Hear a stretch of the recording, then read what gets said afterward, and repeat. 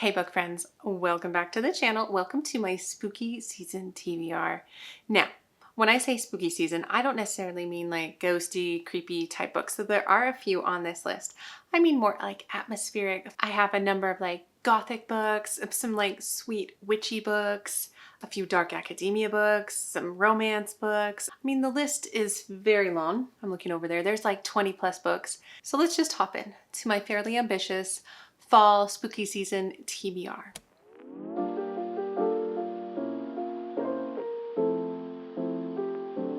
So hi, my name is Angie. Welcome to the channel. Welcome back. So like I said, we're doing spooky season TBR. So I have a number of books over here that I'm going to talk about, but there is no particular order. And honestly, I have no expectations of actually reading all of these books. I just wanted to collect them. I love book collecting. So let's start with this one. I feel like this is one of the creepier covers I have, and mind you, I'm kind of a wuss when it comes to creepy things, so don't expect that. But this book is called The Luminaries by Susan Dennard.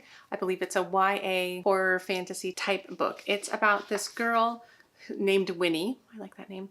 She's in Hemlock Falls, and it's a place where I guess there's this like fancy group of people called the Luminaries who protect the town against the monsters. And previously her family or her father was exposed as a witch or a traitor, and now her family's being shunned, but she gets the opportunity at 16 years old, on her 16th birthday, to join this group.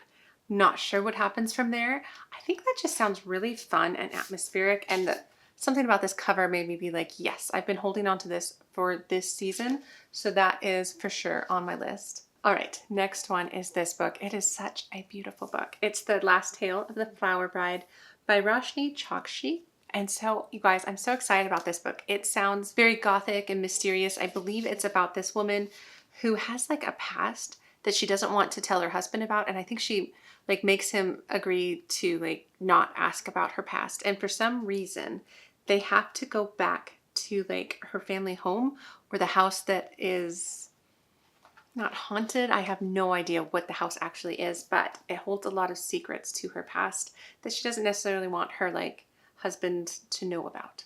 That's my understanding. All right, the next one is this book. I still haven't read this book. I feel like it's very popular this time of year. So I want to get to In My Dreams, I Hold a Knife by Ashley Winstead. Now this, I believe, is about a group of friends. Yes, 6 friends, a college reunion. When they were in college, one of their friends died. Heather had died, and it kind of broke apart their group, and they're being invited back for something, and it sounds like one person is trying to set a trap for the real killer. I love this kind of dark academia setting. It reminds me of a number of other books, and so I really want to try that out. And the next book I've been recommended as a potential romantasy type book that I would like. I have a particular taste in this genre, and so I'm hoping this will be a good one. Sounds like a girl who is on the run, maybe, and she runs into a highwayman, and it sounds like that guy is actually the king's own nephew, and they're trying to save their country from dark magic infecting it. It's the first book in a duology that's really popular, but I think this sounds really good. All right, on to another one that I feel like most everybody has read, except for me, and that's Ninth House by Leigh Bardugo. I really want to get to this. I mean, it's described as kind of a dark academia book. I believe this girl named Alex Stern is Yale. She's at Yale and she wants to join a secret society. And then there's a dead girl on campus and she's the only one looking into it. And it sounds like the secret society might have something to do with it. I'm honestly not sure. I've read a lot of other books by Leigh Bardugo, and I like dark academia books. So I feel like this one might be a really big hit with me. So we're going to give it a go. Okay, and then on to this one. So this is quite the eccentric list, you can see. I've also been wanting to pick this book up. Now this doesn't give me like dark and spooky, scary vibes, but the title kind of does. It's Everyone in My Family Has Killed Someone by Benjamin Stevenson. I'm not exactly sure what this is about. I've heard it is a little bit comedic. Like it's kind of funny how it's explained that everybody has killed somebody in this family. So I don't know. I've just been wanting to try it for a long time. It's been getting a lot of buzz. So I want to pick it up for fall. Another book I'm definitely going to be reading. I should be reading this fairly soon because it was picked for my new TBR game, but it is Cackle by Rachel Harrison. And this is about a girl who I think is leaving her life in New York City. She recently broke up with her boyfriend. She's going up north to some quaint New England town, and she meets Sophie, who is this charming girl in this town that everybody's a little scared of, and everybody thinks she's a witch, and it goes from there. I'm not exactly sure if it's cozy or not cozy. I feel like Rachel Harrison in and of herself is not a cozy writer, so I'm really curious about that book.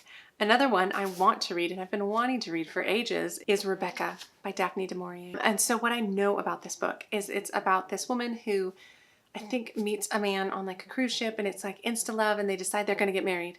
And she just doesn't quite realize some things about him, so she goes back to the manor, his manor house, and she realizes that he is a widower. Maybe she knew that, but his previous wife was named Rebecca, and the whole household, like servants and all these people, because he's really rich, like they loved Rebecca.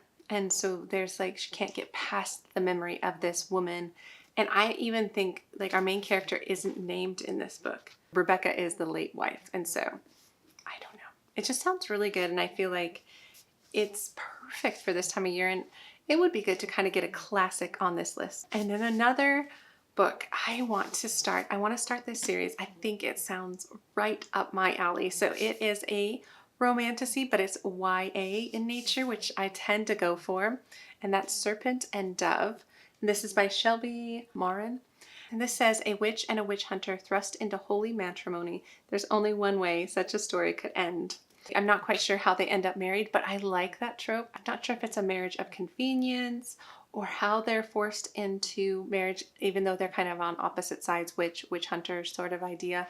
This is the first in 3 books, and they're fairly large for YA, but I think this would be something I would really like. And another book on my list is this book. I'm so stinking excited for it, you guys.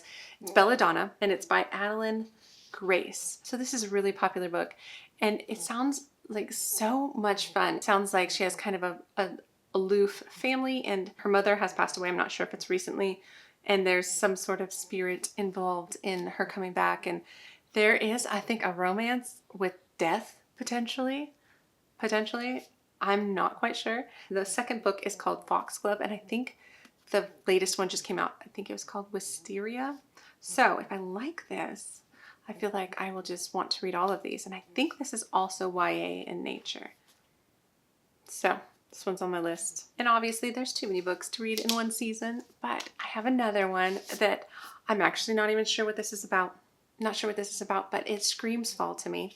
And it's You Again by Kate Goldbeck. And I know this is a romance. I don't often read romances, but I feel like I've been wanting to try more lately. So this says, can they stop hating each other long enough to fall in love? It says, when Ari and Josh first met, the wrong kind of sparks fly. They hate each other instantly, and then they must get together. So I think maybe like an enemies to lovers, but look at that cover. Okay, the next one is a book that I really want to get back into. So this is The Atlas Paradox by Olivia Blake. Now, this is the second book in the Atlas series, and I love the Atlas 6. And then I started reading this, and you guys, I'm legit, oh my gosh, I'm 248 pages into it. But I was starting to read it in January, and then I just put it down, and I haven't picked it back up. I feel like I'm almost going to need to reread, or at least skim back through what I was reading and finish it, because it's a really fun story. Like the Atlas 6 is based on this like group of magical people who are brought together to the Alexandrian Society, which is like this school for magical gifted people. And it's run with the caveat that like 6 people enter into the school, but by the end of year 1, 1 student will be asked to leave. So only like 5 can continue on. And we had some crazy things happen in the first book. And so I just really want to finish that series this fall. Okay, another book that was recommended to me that's more romantasy again, but hopefully a little slower on the romantasy is The Heartless Hunter by Kristen Ciccarelli. Not quite sure how to say her name, but this is book 1 in the Crimson Moth series. I think the second one is going to come out here soon. This is again a witch and witch hunter. So it says enemies to lovers don't get much higher stakes than a witch and a witch hunter falling in love. So I think if I remember what people have been saying about this is there's this girl, Rune, who has to like give up her grandmother or something as a witch, because in this society witches are bad. And then she has to protect the fact that she's a witch, but she spends her night as the Crimson Moth, a witch vigilante who rescues her kind from being purged. And I'm guessing she runs into our main male character, who is the handsome Gideon Sharp.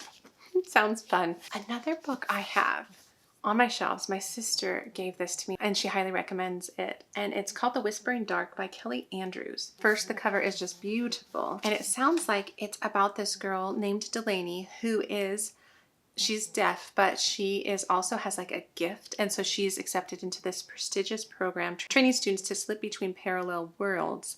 And then she has to work with this other boy named Colton, but for some reason they don't really want to work together. And I'm not sure what the big struggle is in this book, but I think that just sounds really interesting. I just love a good school setting in my dark academia books, which this feels kind of fantasy dark academia. Next, I want to try T. Keane Fisher. I haven't read any of her books, if any of her genres. I feel like I'm intimidated by her as an author.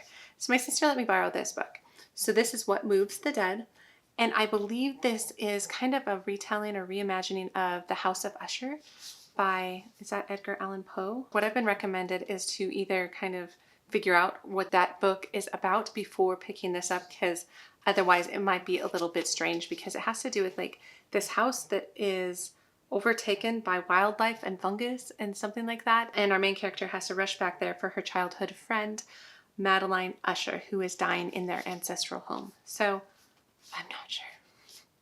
I really don't know. I think it sounds really interesting though, and it's very short, so it could just be kind of a fun foray into T. Keane Fisher, especially her horror books. And another one I borrowed from my sister is just this fun romance book that has gotten lots of buzz around this time of year for the last couple years, I would say, is The Ex-Hex by Erin Sterling.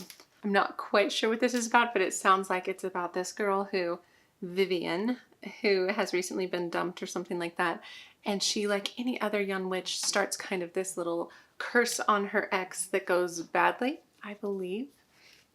I'm not sure how badly. I don't really want to know. I'm just going to go into that one and hopefully enjoy it. Now, I also do have a number of books that I took out from the library of books that I want to read this fall season as well. So this Simone St. James sounds really good. I've read a number of her books. I didn't really love her latest one, but I've read others from her. And so the book of Cold Cases just sounds really good. I think it's about this woman who's a true crime blogger who is trying to understand this woman who has been accused of like 2 murder cases maybe, and they're cold cases, and I think she's interviewing her to understand it a bit better. I've heard really good things. Another one I have on my list is the other kind of horror-esque book, but I feel like a lot of people loved it last year, and so I'm just kind of curious, and it's here in case I'm in the mood, in case I'm brave enough to pick up The September House by Carissa Orlando. So I believe this is about a woman who is determined to stay in her dream home even after it becomes haunted in this compulsively readable, twisty and layered debut novel. So they buy this huge Victorian house, and I think they like over budget and they can't afford it really. And then it starts to become scary. Like every September the walls drip blood, and I think her husband gets out of there and then she is determined to stay, or something to that notion. Then I also have this book, which I'm not sure if this is exactly a fall book, but I've wanted to give this a try. So Wrong Place, Wrong Time by Gillian McAllister. I've heard good things about this because I tend to like kind of time twisty books. And this is about, I think, a mom who witnesses her son commit murder or something like that. And then it says, can you stop murder after it's already happened? And so for some reason, I think she goes to sleep and she wakes up earlier, like pre-murder, and she has to put clues together to help maybe stop him from committing this murder. Now, I'm not quite sure. I'm not sure, but I like that kind of stuff. And so I think this would be a huge hit with me. And then the other book I'm going to get from the library, I just haven't requested it yet, is the second book in the Raven Boys series. I don't even know the name. I read the first one last month and I really enjoyed it. It's about this girl named Blue and these boys from the, I think it's called the Raven Academy, something like that. And she has spent her whole life kind of staying away from the boys at that academy because they're just kind of rich snobs, but she's also been staying away from boys in general because her mom, who's a psychic She has like a whole family of like psychic like women, and she has been told that like if she kisses a boy, that boy will die or something like that. And so she's like avoided all boys in general until some of these Raven boys kind of come into her life with some circumstances. And it's really fun, really enjoyable YA fantasy series that's just very quick paced, and I enjoyed the first one. And so I want to pick up the second one, or however many, if I want to just kind of continue with the series. So you guys, that's like 20 plus books. I'm so excited. I really do love this time of year. I love kind of the anticipation of these kinds of books. That, of course, I could read these at other times of the year, but there's something about fall, right? So anyway, let me know down below if you have some favorites, some fall recommendations, some books that you would recommend for this season, or let me know if you have any on your list that you really want to get to this fall. Let me know that. And if you have nothing to say but want to let me know that you are here, let's do the emoji of like a witch of some sort, a witch's hat, a broom, something around the witchy kind of vibes for X Hex. So anyway, you guys, I hope you're having a wonderful day, and I will see you in the next book video. All right, take care.